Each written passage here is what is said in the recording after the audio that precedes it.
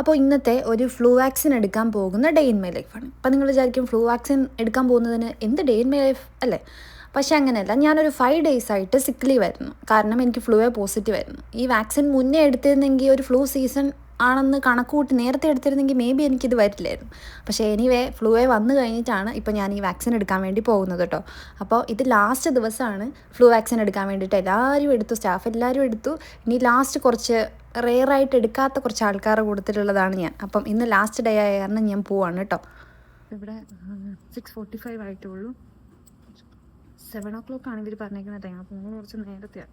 So നമ്മളിവിടെ ഒരു 15 minute എന്ന് പറയുമ്പോൾ കറക്റ്റ് ടൈമിൽ വരുമോയെന്ന് അറിയില്ല.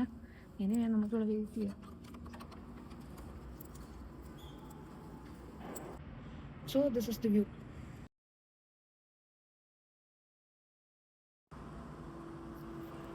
വാക്സിൻ എടുത്ത് ഗൈസ്. വലിയ വേദനയൊന്നും എടുത്തില്ല, പക്ഷെ ഒരു ബുദ്ധിമുട്ടുണ്ട് കഴിക്കാൻ. വാക്സിൻ എടുത്തിട്ടും ജില്ലെന്ന് നിൽക്കുന്നത് ഞാൻ കഴിക്കാണ് എടുത്തത് ഗൈസ്.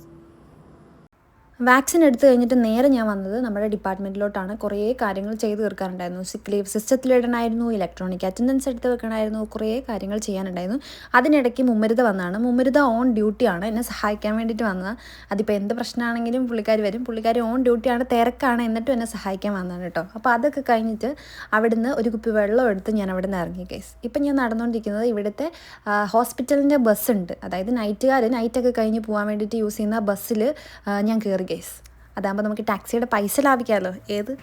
അങ്ങനെ നമ്മൾ ബസ്സിൽ കയറിയിട്ട് നേരെ നമ്മളിവിടെ വന്നു കേട്ടോ. വന്നു കഴിഞ്ഞിട്ട് നേരെ അടുത്ത ഒരു പരിപാടി എന്ന് വെച്ചാൽ എങ്ങനെയെങ്കിലും ഫുഡ് കഴിക്കണം, വിശക്കുന്നുണ്ടായിരുന്നു കേസ്. അങ്ങനെ നമ്മൾ വന്നിട്ട് എളുപ്പത്തിൽ ഉണ്ടാക്കാൻ പറ്റുന്ന ഒരു പുട്ടും ഉണ്ടാക്കി. പിന്നെ ഇത് ചുക്ക് കാപ്പിയാണ് കേട്ടോ. ഇത് വിഷ്ണുയേച്ചി എനിക്ക് പനിയായപ്പം വീട്ടിൽ നിന്ന് കൊണ്ടുവന്ന കുറച്ച് ചുക്ക് കാപ്പിയുടെ പൊടി എനിക്ക് കൊണ്ട് തന്നിട്ടുണ്ടായിരുന്നു.